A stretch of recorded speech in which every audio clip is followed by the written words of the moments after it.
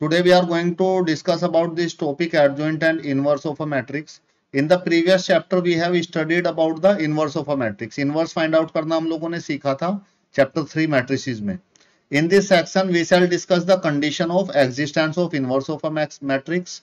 किसी मैट्रिक्स का inverse exist करता है, उसकी कंडीशन होती है. बाय चेकिंग दैट कंडीशंस हम लोग ये बता सकते हैं कि इस मैट्रिक्स का इनवर्स एग्जिस्ट करता है या इस मैट्रिक्स का इनवर्स एग्जिस्ट नहीं करता है. जो चैप्टर 3 में जो मेथड हम लोगों ने सीखा था इनवर्स फाइंड आउट करने का, उसमें हम लोग एलिमेंट्री ऑपरेशंस लगाते थे. ऑपरेशंस अप्लाई करने के बाद ही हमें पता लगता था कि inverse exist or does not exist. Here we are going to study about the condition to check either it's inverse exist or not. Right, to find out the inverse of a matrix, किसी भी matrix का inverse find out करने के लिए we shall first need the knowledge of these two words written on the screen. Adjoint, this word written on the screen, adjoint. So we must know about this word adjoint, how to find out the adjoint of a matrix. So today we are going to learn about this adjoint. Okay, now look at the definition written on the screen, the definition of the adjoint. Right, so in the definition, if I read the definition here, the adjoint of a square matrix A, if there is any square matrix A, n into n, aij, small a denote the element of the matrix, capital A denote the matrix. तो adjoint define करते हैं, defined as the transpose of the matrix A, capital A I J n into n. So this capital A denoted for the cofactors. ये हम लोगों ने discuss किया how to find out the cofactors. So capital A cofactors को represent करने का काम करता है. So what is adjoint? Basically it is adjoint aij is the cofactors and ai of the element aij. Adjoint of a matrix A is denoted by adjoint of adj A. Right, so basically adjoint होता क्या है? adjoint एक matrix होती है which contain the cofactors. एक cofactors की ऐसे बोल सकते हैं, cofactors की एक मैट्रिक्स को हम लोग adjoint बोलते हैं. राइट, cofactors फाइंड आउट करते हैं. अगर मैट्रिक्स 2 into 2 है तो उसमें 4 कोफैक्टर्स आएंगे. Cofactors are equal to the number of elements. तो उन 4 कोफैक्टर्स की मैट्रिक्स एक बनाएं और उसका ट्रांसपोज कर दें. Right, so that matrix is called as adjoint. Right, so now let us understand it with the help of example. और इसको डिनोट कैसे करते हैं? ADJ, ADJ. तो एडजॉइंट से 3 वर्ड यहाँ पे 3 लेटर ले लिए. ADJ, ADJ capital A is equal to the transpose of. देखिए अगर कोई मैट्रिक्स ए है, ये उसके एलिमेंट है a11, small a11 and these are the 9 elements are there. तो उसके 9 कोफैक्टर्स आएंगे. ये capital A11, capital A12, 13 and so on. उनको अगर रख दें यहाँ पे, ठीक है, A11, A12, A13 और इसका यहाँ पे ट्रांसपोज कर दें, the transpose of this cofactor की मैट्रिक्स का ट्रांसपोज अगर कर दें तो ट्रांसपोज में क्या होगा? Transpose means row interchange of the row and column. तो कॉलम 1 जो है वो रो 1 बन जाएगा यहाँ पे. Column 2 will become row 2, column 3 will become row 3. So this is the adjoint in this case. Right,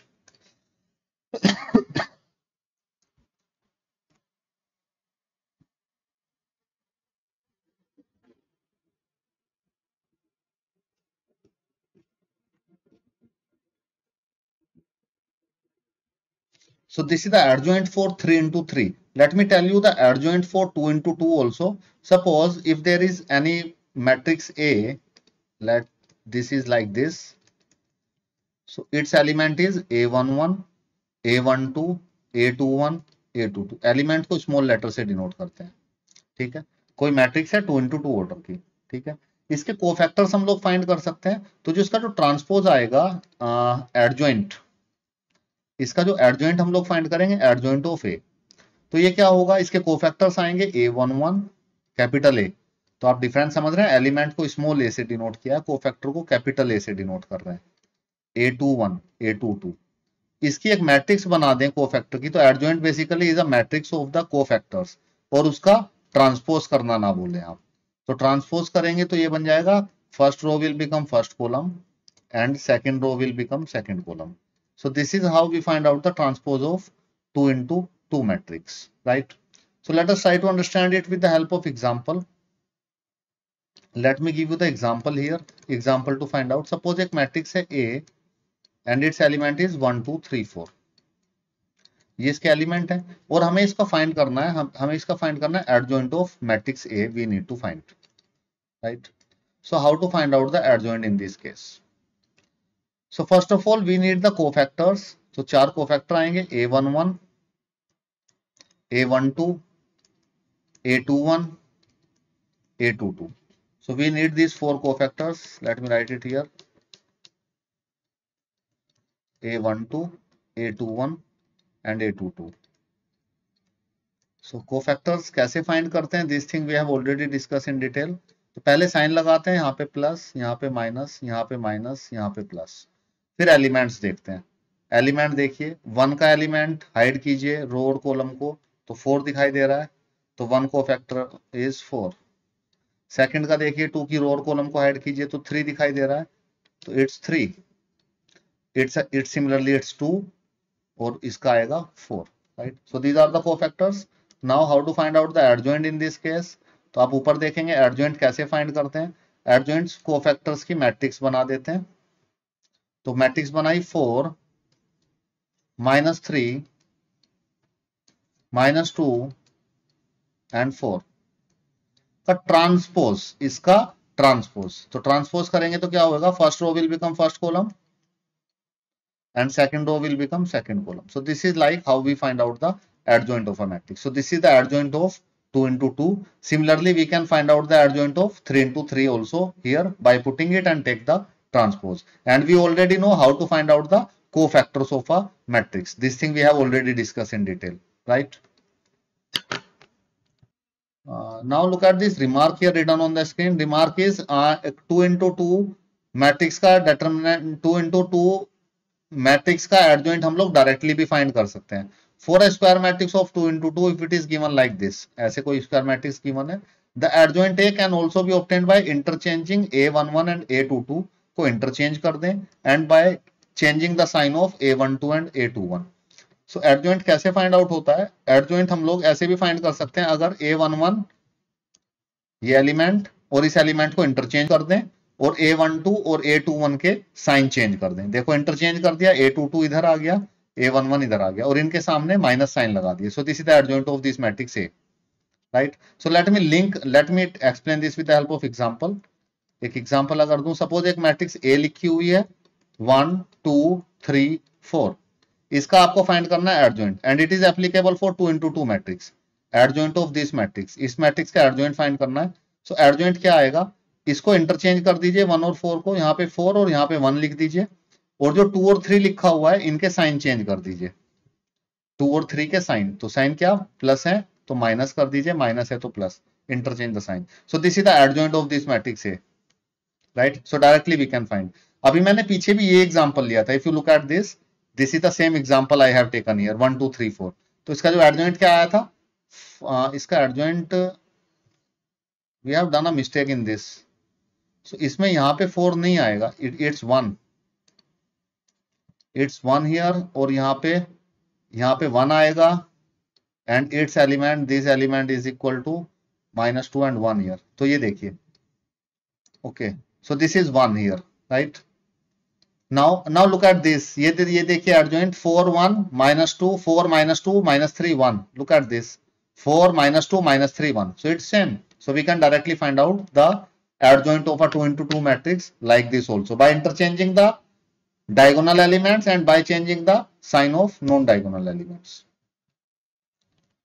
I hope that thing is clear to you. Now look at this theorem number 1 here. So let us discuss some theorems also. We state the following theorems without proof. तो इनके proof हम लोग यहाँ पे नहीं देखेंगे, right? If A be an any square matrix of order n, then adjoint of A, अगर किसी मैट्रिक्स ए को उसके एडजॉइंट से मल्टीप्लाई कर दें या किसी मैट्रिक्स ए को उसके एडजॉइंट से मल्टीप्लाई कर दें या एडजॉइंट किसी मैट्रिक्स का उसकी मैट्रिक्स से मल्टीप्लाई कर दें, तो basically it follows the commutative law, दोनों इक्वल आते हैं। और किसके इक्वल आते हैं? Determinant of A multiplied with I. अगर ए का डेटरमिनेंट कर दें और उसको आई से मल्टीप्लाई कर दें, I is identity matrix, right. इसको वेरिफिकेशन यहाँ पे गिवन है। ए देखिए, एक मैट्रिक्स है जनरल मैट्रिक्स, उसका एडजॉइंट आएगा कोफैक्टर्स की मैट्रिक्स और उसका ट्रांसपोज इन्होंने पहले से ही कर रखा है, right. Since the sum of the product of element of row with corresponding cofactor is equal to determinant of A, otherwise 0, right? So look at this, A adjoint of A, तो जो ये ऊपर दिया था इन्होंने A adjoint of A किसके equal होगा, determinant of A into I। तो determinant देखिए, जो determinant आएगा यहाँ पे I को मल्टीप्लाई कर दिया तो यहाँ पे determinant of A, determinant of A, determinant of A, इसको बाहर ले लिया है तो ये I आ गया, तो determinant of A into I हो गया। Similarly we can show that adjoint of A equal to this। So ये एक प्रॉपर्टी है जो हम लोगों को यूज करनी पड़ेगी क्वेश्चंस में, sometimes we use this property, so you must remember it. So यहाँ पे इस लाइन को एक बार और देख लेते हैं, the sum of product of element of a row with corresponding cofactor of element of a matrix is equal to determinant. ये हम लोगों ने डिस्कस किया था प्रीवियस एक्सरसाइज में। तो जो डेटरमिनेंट आता है किसी मैट्रिक्स का वो किसके इक्वल होता है, एलिमेंट्स A11, यहाँ पे लिखूं अगर मैं, cofactor is equal to the multiplication of elements A11, A22, A33, अगर इस तरह से मैं यहाँ पे लिखूं। So it can be written as इसके साथ कैपिटल A11, इसके साथ कैपिटल A22 और इसके साथ कैपिटल A33। तो ये कोफैक्टर्स की मल्टीप्लीकेशन होती है, right. So determinant is a sum of the product of rows, इसके जो एलिमेंट होते हैं, एंड विद द कोफैक्टर्स। तो ये मैंने डायगोनल्स लिख दिया मल्टीप्लाई में।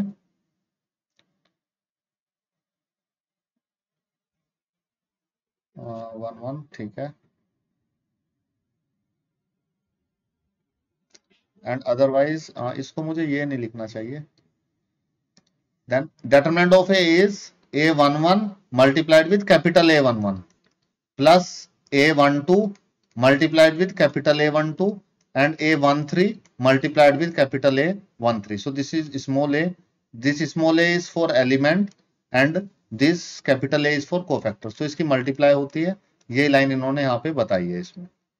The sum of the product of element with corresponding cofactor is equal to, इसके इक्वल होता है, ठीक है। So देखो एडजॉइंट को उसको मल्टीप्लाई किया A से तो ये इसके इक्वल आ गया है, and otherwise it is 0. So all element will become 0, right? Now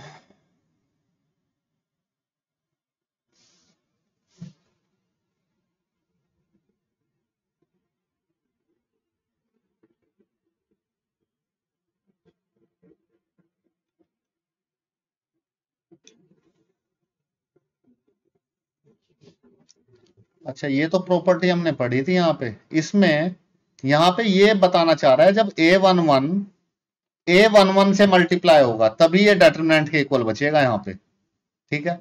अब देखो A22 जब कैपिटल A22 से मल्टीप्लाई होगा तो ये बचेगा, otherwise all element will become 0।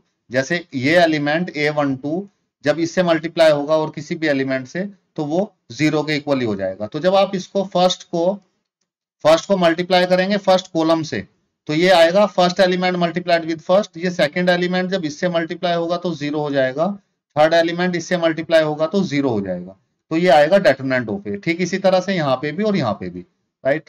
तो सेकंड रो में कैसे आया, सेकंड रो में जब ये सेकंड रो मल्टीप्लाई होगी इस सेकंड कॉलम से तो ये एलिमेंट इससे मल्टीप्लाई होगा, सेकंड रो नहीं, ये सेकंड रो नहीं है, यहाँ पे सेकंड रो तो होगी इससे तो 0 आएगा। ये वाला A22 मल्टीप्लाई होगा इससे, second row multiplied with this A21,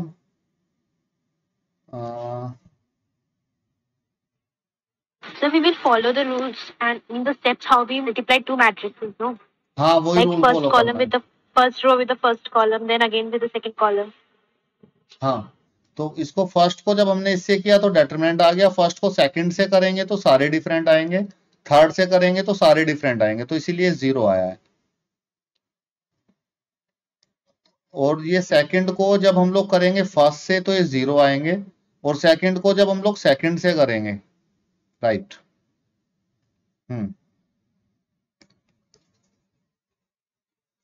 late me tell you this thing. देखो हुआ क्या है इसमें, how these elements will become 0 and what is written these lines. तो ये हम लोगों ने पढ़ा था यहाँ पे, जब ये एलिमेंट देखिए यहाँ पे ये वाला element first row when multiplied with first column तो आएगा A11 multiplied with A11 A12 multiplied with A12 and A13 multiplied with A13. So it comes out to be determinant of A. तो यहाँ पे determinant of A आ गया है, ठीक है। जब फर्स्ट रो सेकंड कॉलम से और थर्ड कॉलम से मल्टीप्लाई करेगी, सेकंड कॉलम से मल्टीप्लाई करके दिखाता हूं इसको। जब ये सेकंड कॉलम से मल्टीप्लाई करेगी तो A11 के साथ आएगा A21 सेकंड एलिमेंट, A12 के साथ आएगा A22 प्लस A13 के साथ आएगा A13 and A23 and we know that it's equal to 0। अगर डिफरेंट कोफैक्टर्स की डिफरेंट एलिमेंट से मल्टीप्लाई हुई है तो ये 0 आता है, वरना डेटरमिनेंट के इक्वल आता है। By using this multiplication property so we have find out this, these elements are equal to the determinant and all the element are equal to 0, right? I hope this thing is clear to you now. Now look at this definition 4 here. In this definition 4, a square matrix A is said to be singular. किसी भी square matrix को singular matrix बोलेंगे जब उसका determinant 0 के equal आएगा। Very important point here. Singular matrix, कोई भी मैट्रिक्स सिंगुलर मैट्रिक्स कब होगी? When it's determinant is 0। For example look at this, find out the determinant of this matrix. इसको 8 1 जा 8 -8 equal to 0. So we can say that is coming 0. So we can say that this matrix A is a singular matrix. Now the next definition is a matrix is said to be non-singular. So non-singular matrix कब होती है? जब उसका determinant 0 नहीं आता। Example is given this, 4 1 जा 4, 3 2 जा 6. It comes out to be -2 and it's not equal to 0 and A is non-singular matrix. तो जब हम लोग इनवर्स के बारे में अभी डिस्कस करेंगे, द कंडीशन फॉर इनवर्स, इस मैट्रिक्स का इनवर्स एग्जिस्ट करता है सिंगुलर मैट्रिक्स का, और इसका इनवर्स डज नॉट एग्जिस्ट। अगर मैट्रिक्स सिंगुलर है तो उसका इनवर्स एग्जिस्ट नहीं करेगा, और अगर मैट्रिक्स नॉन सिंगुलर है, नॉन सिंगुलर मतलब उसका डेटरमिनेंट 0 नहीं आ रहा है, उस केस में इनवर्स एग्जिस्ट करता है, right? So this is the condition that inverse exists or does not exist. So we will discuss that condition in detail here. Look at this. We state the theorems without proof. ये भी theorem number 2 है, बिना proof के हम लोग यहाँ पे इसको डिस्कस कर रहे हैं। If A and B are non singular matrix of the same order, अगर A और B non singular matrix है, then AB and BA are also non singular matrix of the same order. तो अगर A और B non singular matrix है तो A को B से मल्टीप्लाई करो या B को A से मल्टीप्लाई करो, वो भी नॉन सिंगुलर मैट्रिक्स ही आएगी। This is theorem number 2। Look at this theorem 3। The determinant of the product of the matrix is equal to the product of their respective determinant, that is determinant of AB is equal to the determinant of A determinant of B। तो इसका मतलब ये है, अगर आप A का determinant find कर लें और B का डेटरमिनेंट फाइंड कर लें, अगर ये आ रहा है 4 और ये आ रहा है 3, ठीक है, और या A और B को मल्टीप्लाई करके आप उनका डेटरमिनेंट फाइंड कर लें तो वो भी 12 ही आएगा। पहले A को B से मल्टीप्लाई करें और फिर उनका डेटरमिनेंट फाइंड कर लें, राइट? या पहले A का डेटरमिनेंट फाइंड कर लें और B का फाइंड कर लें, तो that is also coming out to be equal, where A and B are the square matrix of the same order, right? Look at this remark here. We know that adjoint of A into A, ये अभी हम लोगों ने discuss किया था, is equal to determinant of A into I। तो ये अभी हम लोगों ने देखा था यहाँ पे, right? Now if you look at this,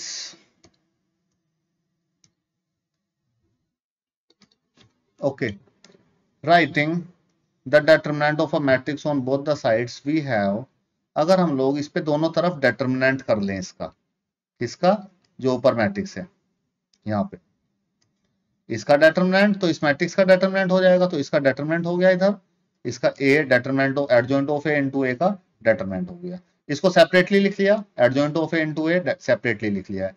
determinant of A first row से कॉमन आ गया, सेकंड से कॉमन आ गया, थर्ड से कॉमन आ गया, यहाँ पे हो गया डेटरमिनेंट ऑफ A की पावर 3। तो ये देखिए adjoint A into A same as it is, determinant of A as it is, इसको लिख लिया I, इसको लिख लिया 1। सॉरी, आइडेंटिटी मैट्रिक्स का जब हम लोग डेटरमिनेंट करते हैं तो वो 1 के इक्वल आता है, ठीक है। अब इस डेटरमिनेंट ऑफ A से इसकी पावर कट गई 3 की, तो adjoint of A into A square हो गया यहाँ पे। सो दिस इज द रिलेशन यहाँ पे एक बन गया है, ये रिलेशन बन गया है एडजॉइंट ऑफ A का डेटरमिनेंट किसके इक्वल हो गया? डेटरमिनेंट ऑफ A के स्क्वायर के इक्वल। कितना ऑर्डर था मैट्रिक्स का? यहाँ पे ऑर्डर था मैट्रिक्स का 3 इंटू 3 मैट्रिक्स का, तो ये बन गया, ठीक है। अब देखो, अगर ये कंडीशन आगे बढ़ती चली जाएगी, एडजॉइंट ऑफ A अगर किसी 4x4 मैट्रिक्स का बनाएंगे आप, तो वो आएगा आपके पास डेटरमिनेंट ऑफ 3, एक पावर कम हो जाती है। ऑर्डर 3 का बना रहे हैं तो कितनी आ रही है, पावर 2। ऑर्डर 4 का बना रहे हैं तो कितनी आ रही है, पावर 3। ऑर्डर n का बनाएंगे तो पावर कितनी आएगी, n-1. yes, that is the property we are going to find out from this. It's n-1. So this is the very important rule. 1 marker questions come several times in the board examination on this formula.